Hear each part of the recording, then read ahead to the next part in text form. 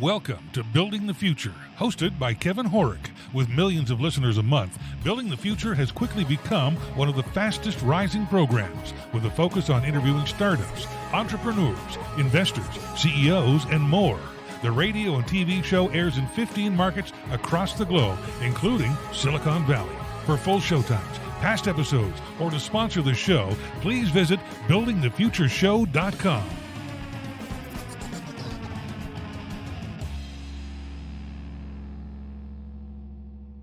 Today's show is brought to you by OnPay, the new standard in payroll. You can pay employees and contractors in minutes, automate your payroll taxes and filings, as well as provide health benefits and HR in all 50 states. For more information, visit buildingthefutureshow.com/onpay. Welcome back to the show. Today we have Izzy and Mark. They're co-founders and co-CEOs of Mode. Guys, welcome to the show. Thanks. Great to be here. Yeah, I'm excited to have you guys on the show. I think what you guys are doing is actually really innovative and cool. But maybe before we get into that, let's get to know each of you a little bit better. Maybe Izzy, if you want to give us a little bit of a background on yourself, kind of where you grew up, where you guys went to school, and then we'll talk about Mode after that. Yeah, that sounds great. So I grew up in New York, spent a lot of time in Brooklyn as well as Rockland County, which is about a half hour to an hour out of the city. From there, my family moved to Toronto when I was 8 years old. Okay. So got kind of that experience. Ended up going back to New York for high school. And as I started doing college and was focused on getting a bachelor's in business, that's when I met Mark. I was 19 at the time, and Mark was 20, and we kicked off on our first venture together. Very cool. So that's kind of a brief upbringing. Sure. Yeah. And Mark, do you want to give us a bit of background on yourself? Yeah, sure. So I'm currently I'm based in Long Island, New York. I got married 3 years ago. My wife's from here, and she brought me out here. But I grew up in Toronto. Didn't know Izzy at the time while we lived in the same city, and actually probably we didn't go to the same elementary school or something like that, but we definitely had mutual connections at the time. But from there went for high school to a boarding school in New Jersey, and after that lived in a few different cities in the U.S. Studied in Israel actually for 2 years. Moved back to the U.S., lived in San Francisco, Los Angeles. So moved around quite a bit. Really was all driven by different startups that Izzy and I had founded together, and we're at this now for over 10 years together as co-founders. So we kind of mirrored a lot of the places where we lived up until the point that I got married, and now Izzy lives in Venice Beach, and I'm in Long Island. But before the pandemic hit, I was out there every 2-3 weeks, and since then things have obviously changed. But we're kicking away and doing what we do best. Very cool. So walk us through some of the startups you guys did before actually coming up with the idea for Mode, and then we'll dive into Mode. Sure. I think the first one was, I know it was called Zuzuli, actually. It's funny saying the name because it's been so long since we worked on that. And this was, again, like 10 years ago. Concept there was basically to create a software that looks at consumers' household bills and analyzes where they could potentially be saving money by switching to different service providers. And I think back then, lowermybills.com was something that was out there doing something similar. That was startup one. From there, we actually went into the travel space. I'm a big aviation geek, and I'm not sure if it was primarily myself at the time who kind of steered us there, but we founded a company called Airport Chatter. It was a mobile app that was really for a niche market of road warriors who flew a lot, and the goal of the product was to really create more of Interface with airports that didn't exist at the time. So be it, finding the best lounge for yourself, or eateries out there in the airports, etc. And that was startup number 2. Startup number 3, I'll allow Izzy to come to the mix, and this is with our hardware startup, our previous hardware startup. But Izzy, maybe you want to share some more about that one.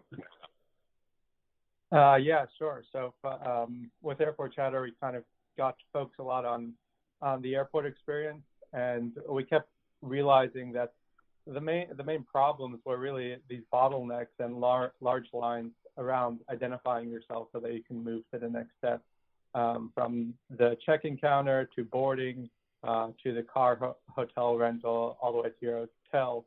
You're constantly just identifying yourself so that you can get past a certain gate. So that kind of led us to iBeacons and thinking about turning your phone into your kind of digital ID, and using the iBeacon technology that Apple was releasing at the time, and thinking about how do we create this transparent digital identity that's able to be sent to the computer on the other side, so that you have seamless interactions in those environments. And that kind of led us to this hardware company that we built called Altitude, where we use Bluetooth sensors to communicate with your phone, and use that as the identity so that you can interact with environments. So as we zoomed out and started thinking about the technology, and we're seamless identification is key to the experience, we moved towards commercial real estate, where people interact with doors, elevators, etc., up to a dozen times a day, and they're constantly identifying themselves.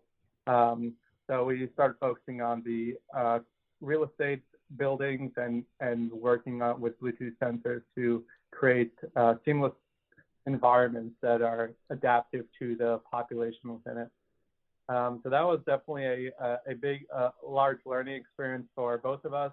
Prior to that, we spent a lot on building software companies, and digital marketing, and everything was very software and code driven. And now thinking about Bluetooth sensors and thinking about getting into production and everything that's involved with that, there's just a lot to learn.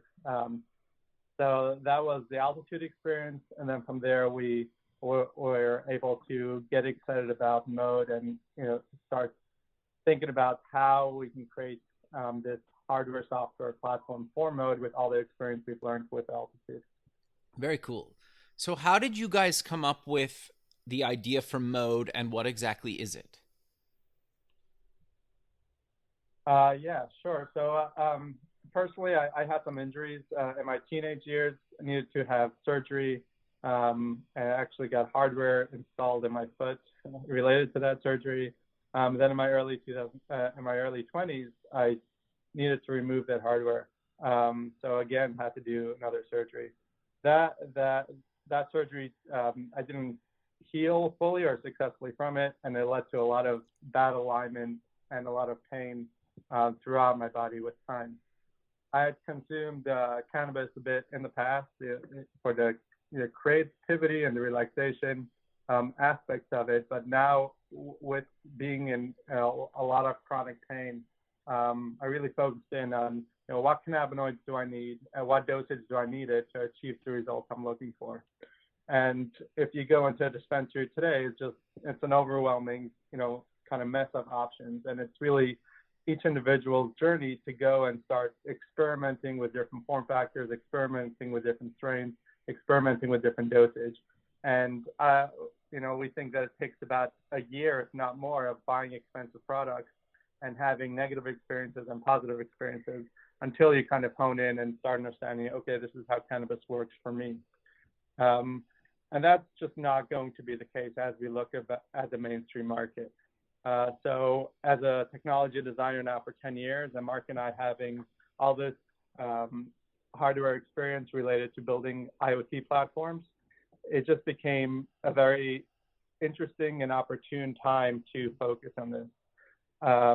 So as we were thinking about what the right way to consume and how do you consume by the milligram? It became obvious that dosing is the key part.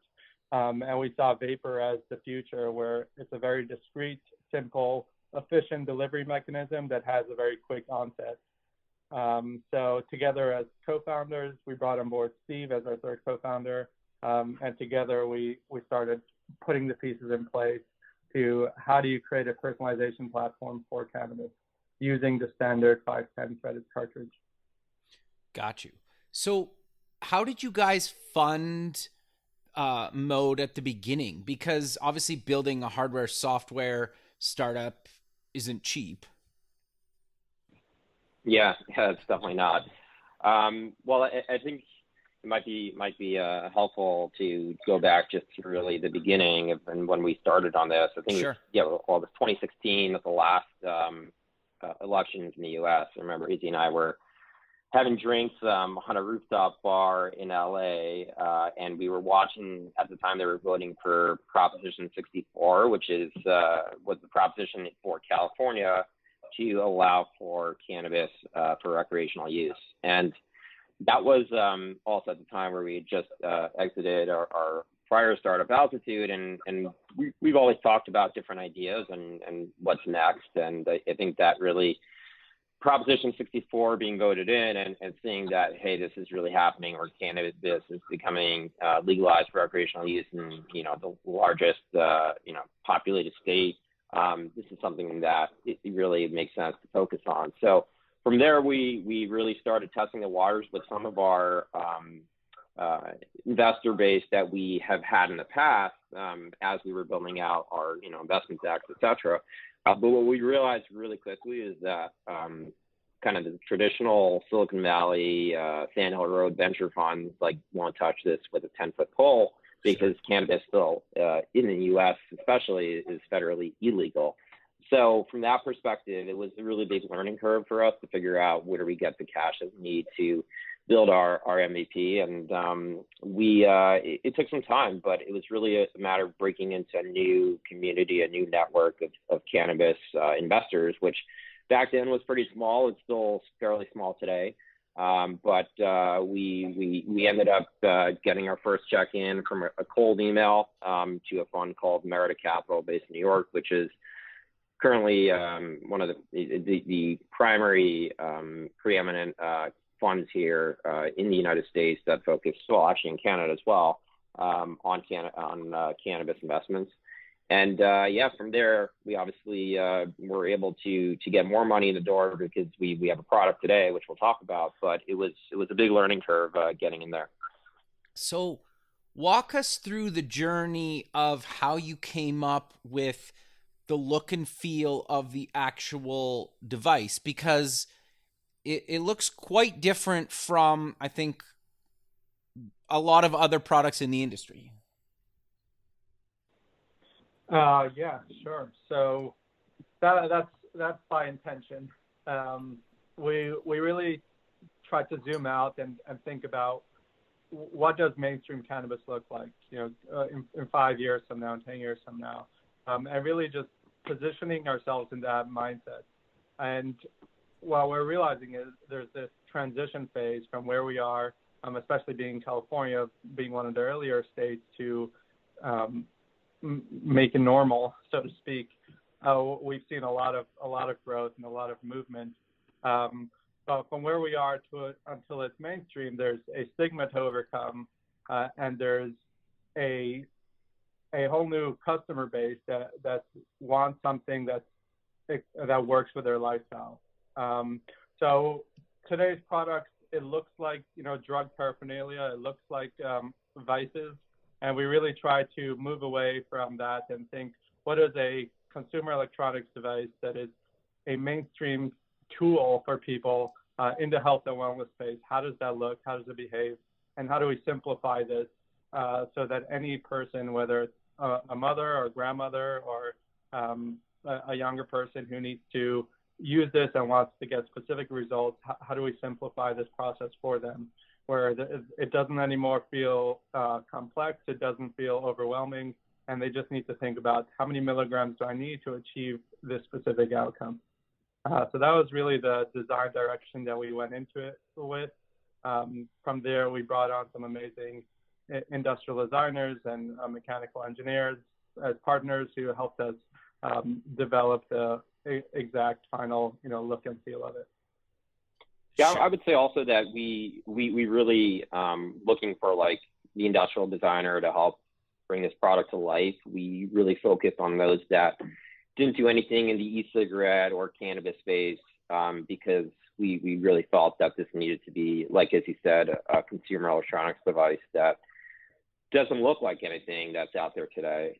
So we got a great industrial designer on board. His name's Scott Erbst, and for example, he's designed products like Molecule, which is the connected air purifier.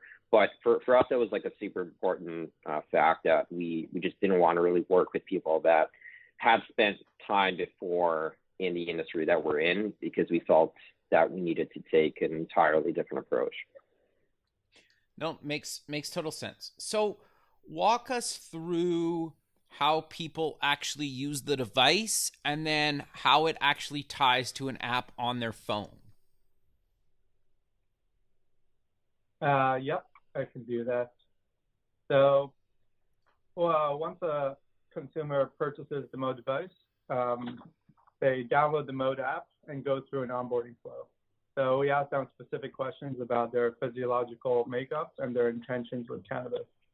This helps us start building a personalized profile for them. Once they've done that and they've set up their profile within the app and connected their device, they go to their local dispensary and they buy a 510 threaded cartridge. The 510 thread is currently the standard and about 75% of the market, of the vape market. So at any local dispensary, you should be able to find a 510 threaded cartridge. Once you've done that, you identify the cartridge in the app, so we'll have a directory and you'll be able to choose the cartridge that you just purchased. From there, you slide the cartridge into the device. So we developed a proprietary quick snap connector that allows you to insert and connect the cartridge by simply pushing it into the port without needing to screw it in or use any additional magnets. So that's a big UX improvement that again helps make it more mainstream, more seamless for consumers. From there, you set the milligram amount you want on the device, and you do that through our capacitive touch slider. So there's an area on the device that you can double tap and swipe up and down and adjust the dose amount on the screen. From there, you inhale the dose, so you get that, and it'll give you that exact milligram amount. The device vibrates once the dose has been completed. It shuts off the vapor, and then it vibrates again when you should exhale, so you get the full absorption of that vapor pill.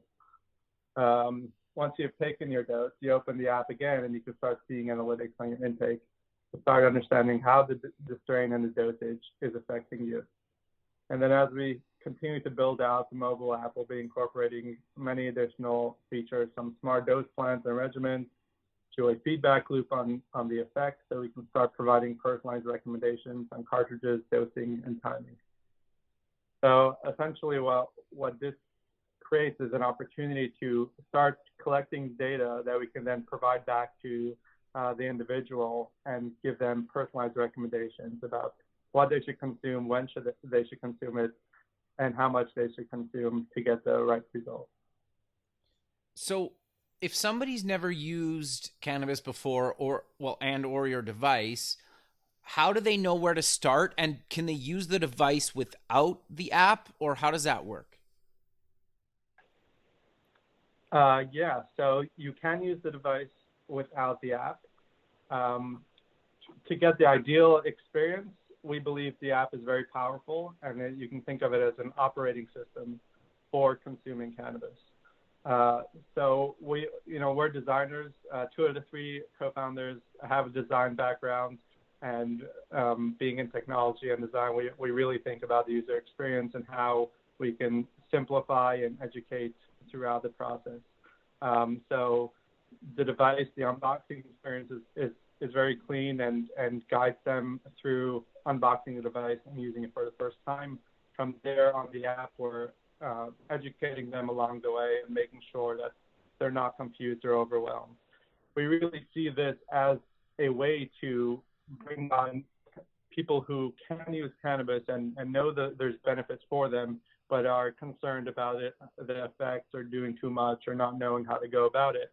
This is a great onboarding platform where we think within 1 to 2 weeks we can guide the right person to consuming the right amount for the result, for the effects they're looking for, versus, like I'd mentioned before, taking up to a year of experimenting. No, that makes a lot of sense. So how did you guys decide like which features to kind of launch with compared to your long-term roadmap? Because that in itself can be really tricky, especially when you're tying hardware and software together.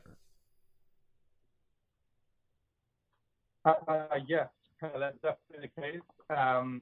And definitely something we spend a lot of time continuously trying to prioritize. I'm, being more on the product side, I am a designer. I tend to, go deep and try to design out the perfect solution. But ultimately, you got to ship, and you got to ship on time, and it needs to be continuously prioritized. What do we think is the most important? How do we get feedback from different groups and potential customers to validate that these are the key features, and then slowly improve from there. Nope, makes a lot of sense. So I'm curious though. I know, like, obviously, I think just being kind of Canadian and it's legal here federally and across the country, it amazed me how many people that once it became legal were like, oh, I want to try this now for something. And I heard, and I'm not talking just recreational, I'm talking like, they're like, I've heard it's good for pain or this or that is more medical related. It was always kind of fascinating to me. And I think a device like what you guys are building with Mode, just the fact that it doesn't look like a traditional recreational device is what people in that market are really looking for. Because if somebody finds it, it doesn't really have the same stigma of it as like a traditional kind of device. Do you know what I'm getting at there? Yeah. I mean, we really it stands to our mission, and like our mission at Mode is from day one has been about decoding the complexities of cannabis, because it's really not a one size fits all, and part of that is also like raising the awareness for all the health benefits that cannabis can provide somebody when using it responsibly. So for, like, as you just said, it's really not so much for just recreational use. People want to use it, and people currently depend on cannabis for a variety of medical reasons on a daily basis. And we found that for many consumers, whether they are consuming it today, or they want to consume it, there's this question about like the consumption, right? Like, yeah. What should I take? How much should I take? And that's the 4 pillars that we built Mode around. And I'll just touch on them briefly. Sure. so that it really sheds more light on it. And the first one is context. So cannabis it affects us all differently, and it depends on our physiological makeup and how just we're built. And there's the ability to find the patterns between its effects and a unique person is kind of the first step in understanding how cannabis truly works. So that's context. The second one that we focused on is intention. So that's understanding how you want to feel, right? What is your goal with consuming cannabis? And yeah, I think it's important for a consumer to think about that. Right? There are consumers that just want to consume cannabis, and that's great. But there are consumers that want an outcome, right? An effective outcome. So that is like, what is your intention? And then the third one is the strain. So there are hundreds, if not thousands, of different cannabis products on the market. Here in the U.S., there's so many brands that pop up every day, and Canada as well. And they all have different amounts of THC and CBD, and there's an overload for consumers to really decide and figure out what is the right product for myself. So that's number 3. And then the fourth one is the dose, which is understanding once you've figured out how do I want to feel, and the product that's good for you, it's how many milligrams should you take of that specific product, because especially in vapor, it has really fast bioavailability, and therefore it can get you really quickly. And it's important for you to like think about and know how many milligrams you need to achieve that effective outcome. And doing that on your own, unless you've been doing this for a long time and you've been sticking with the same products, is really hard. So that's hard and almost impossible. So that's really the basis for mode, and that helps us. I think going back to the other question in terms of like what should we build right now and going out in the future, this is like our thing that we see and say, okay, does this solve the problems that we're trying to achieve? And that really helps us with that direction. No, I think that makes a lot of sense. So you guys are co-CEOs. I'm curious why you guys chose to do that, and what are the pros and cons that you guys have experienced, because you clearly work well together. You've done a number of companies together. You've had some successful exits. So walk us through why you chose that and some pros and cons. Sure. I mean, I think when Izzy and I started working together, we actually had no idea what each other's, who did what and who did something better or not as good as the other person. Right. And it took some time to figure that out. Given that this is our fourth rodeo together, when we started this one, we kind of thought about it. And titles, for the most part, especially when you have an early stage startup, they're pretty external focused, right? Because at the end of the day, when you're a few co-founders and some early employees, like everybody is doing everything to a certain extent. Of course, you want to know what you should be focusing on, and that's important.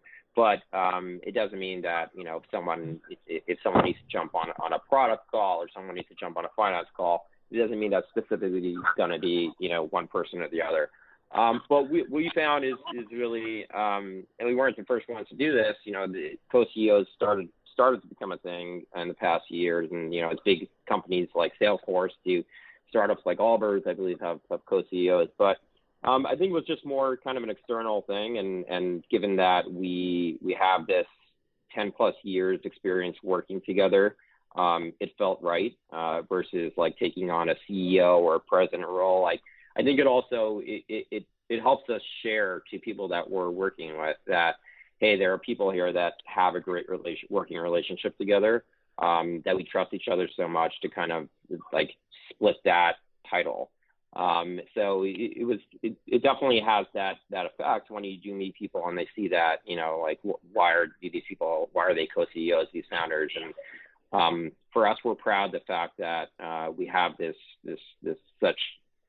10 plus years together, and we're still have a great relationship, and that really talks to, I think, that part. And in terms of like we're splitting up responsibilities, I mean, it'll allow Izzy to talk. You can talk about more about kind of the core focus, but Izzy's a fantastic user experience strategist, and that's kind of at the end of the day, your company, especially as a technology company, really stems from product. So I definitely defer more. Izzy kind of leads all that in terms of how product touches consumer and any other stakeholders. Where I've been more focused on some of like the, let's say, capital raising to bringing in the right partners that we need in terms of building our product and in terms of business development, et cetera. But if I were to sum it up, I think it's really a very even playing field. And, hey, that's why we're both on, taking this interview together, because we really do tag team a lot on many different aspects of the business in terms of where we are today.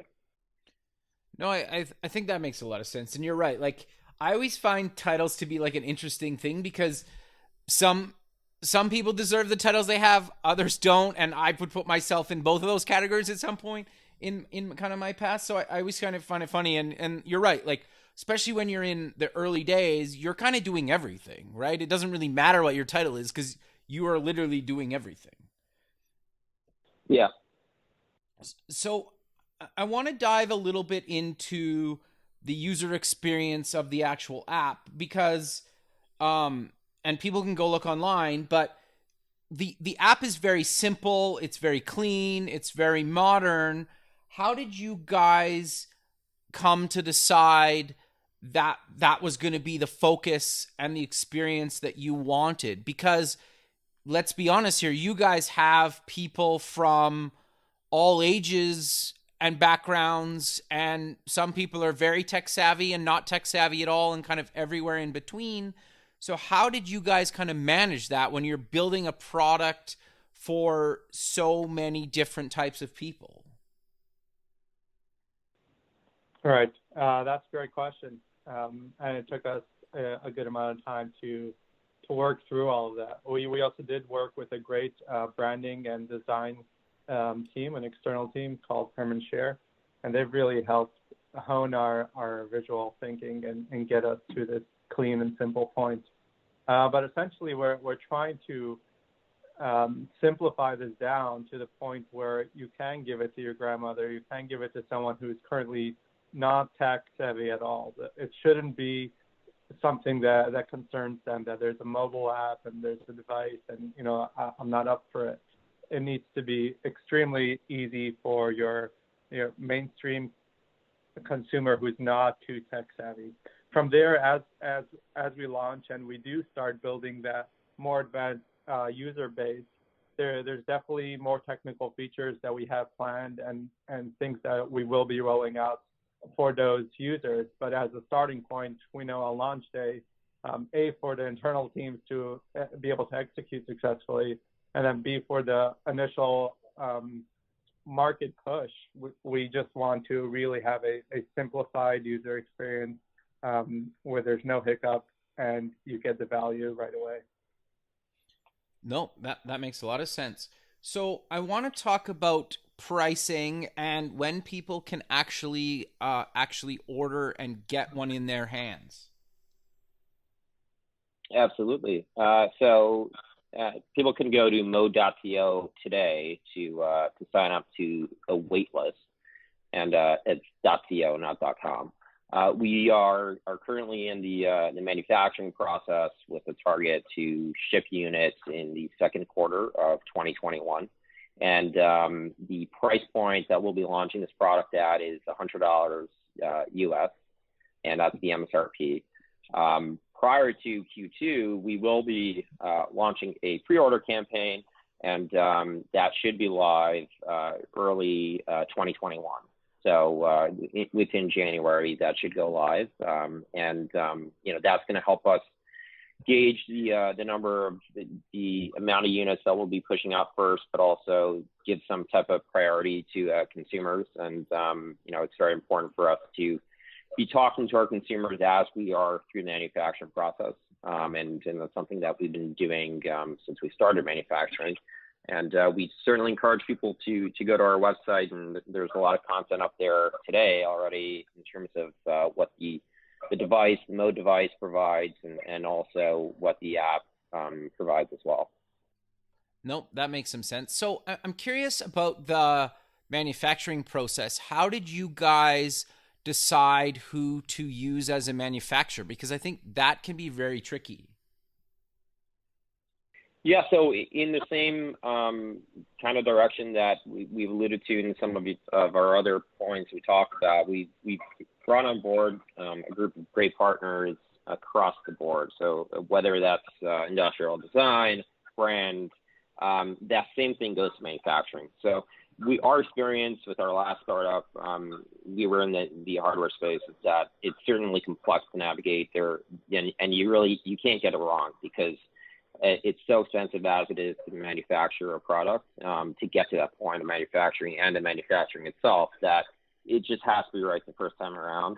And we chose to really de-risk that by partnering with a very small group who has shipped millions of consumer electronic devices. For example, they're responsible for the latest Google Glass that has come out in 2019, I believe, and Jawbone before that. So we created this partnership, and that allowed us to really de-risk the manufacturing process, because we have a team that has direct relationships with contract manufacturers, creates the entire manufacturing process on the ground and where it's being manufactured, and really gave us all the confidence that we need. So from that perspective, we have that. We have our manufacturing lines set up, and we have great confidence in achieving that goal. Very cool. So we're kind of coming to the end of the show, but you guys have done this, the startup space, hardware, software, a bunch of times. Is there any advice that you would want to give to somebody starting out, whether they're doing a hardware or software play or one of the other? Or is there any good advice that you kind of maybe wish you knew years ago that you kind of know now that you've been through it a bunch of times? I think from my perspective, this is obviously it's a learning process in terms of how to go about bringing a product to market. But when having a really clear narrative of the user experience, like why is someone using this product? What is the problem you're solving? It as really step one before thinking about anything has really proven to be very helpful for us. And, I think that we didn't necessarily have that in the beginning when Izzy and I started working on startups, and that became really clear to us, like focus on the user experience and really think about the consumer in depth. And then, the other point is just as a founder and an entrepreneur, I think that really luck plays a big role. So it's not something that you can plan for, but it's something that you really, you hope for. Izzy, do you have anything to share on that?